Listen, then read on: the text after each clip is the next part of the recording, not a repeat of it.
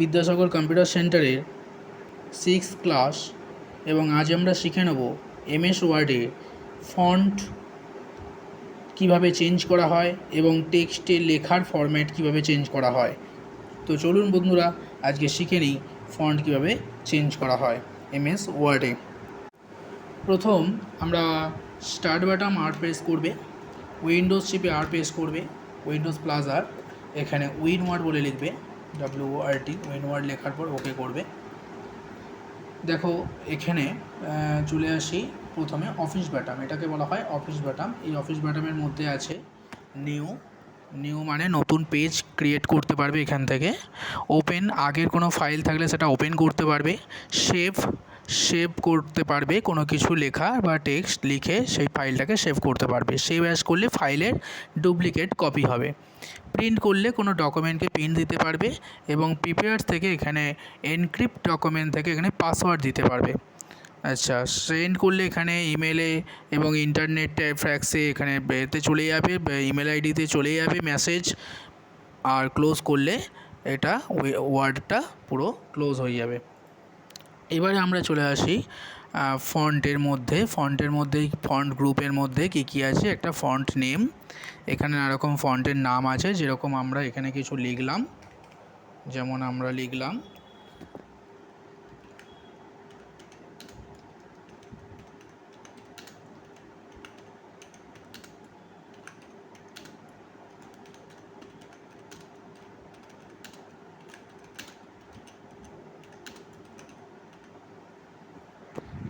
এই লেখাটাকে আমরা প্রথমে সিলেকশান করে নেব এবং এখান থেকে লেখার স্টাইল বা ফন্টের নাম চেঞ্জ করে দিলে নানা রকম ফন্টের স্টাইলগুলো চেঞ্জ হয়ে যাবে। আমি এখান থেকে একটা এই ফন্টটা নিয়ে নিলাম এবং এখান থেকে সাইজ তুমি চেঞ্জ করতে পারবে, যে কোনো সাইজ আমরা চেঞ্জ করে নিতে পারবে। এখানে আমরা যে কোনো একটা সাইজ চেঞ্জ করে নিলাম, অথবা আমরা এখানে টাইপ করে দিলাম 25 লিখে এন্টার করলাম। এটা হচ্ছে গ্রো ফন্ট। গ্রো মানে হচ্ছে লেখার সাইজ বাড়বে এবং স্নিক ফন্ট মানে লেখার সাইজ কমবে। গ্রো ফন্ট এবং স্নিক ফন্ট। এটা হচ্ছে বোল্ড মানে লেখাটা মোটা হবে। আই ফর ইটালিক হবে, বাঁকবে লেখাটা। ইউ ফর আন্ডারলাইন হবে এবং এখানে আন্ডারলাইনের অনেক রকম স্টাইল আছে, যে কোনো স্টাইল নেওয়া যেতে পারে। আবার আন্ডারলাইন কালার থেকে যে কোনো কালার দিতে পারা যাবে। আচ্ছা, এটা হচ্ছে স্ট্রেক থ্রো মানে মাঝখান থেকে কেটে যাবে স্ট্রেক থ্রো। আর এটাকে বলা হয় সাবস্ক্রিপশান এবং এটাকে বলা হচ্ছে সুপারস্ক্রিপশান। সুপারস্ক্রিপশানের কাজটা কি, এখানে আমরা কোনো কিছু লিখলাম, যেমন লিখলাম এবং নিচে যদি আমরা 2 লিখতে চাই তাহলে সাবস্ক্রিপশানটাকে অন করে নিয়ে 2টা রেখে লিখে ফেলবো। অথবা আমরা এখান থেকে যদি সুপারস্ক্রিপশানটাকে অন করি তাহলে ওপরে 2টা চলে আসবে। তাহলে এই রকম করে আমরা সুপারস্ক্রিপশান মানে টেক্সটের নিচে লেখার জন্য এবং টেক্সটের ওপরে লেখার জন্য সাবস্ক্রিপশান এবং সুপারস্ক্রিপশান। এরপরে চলে আসি এটা চেঞ্জ কেস।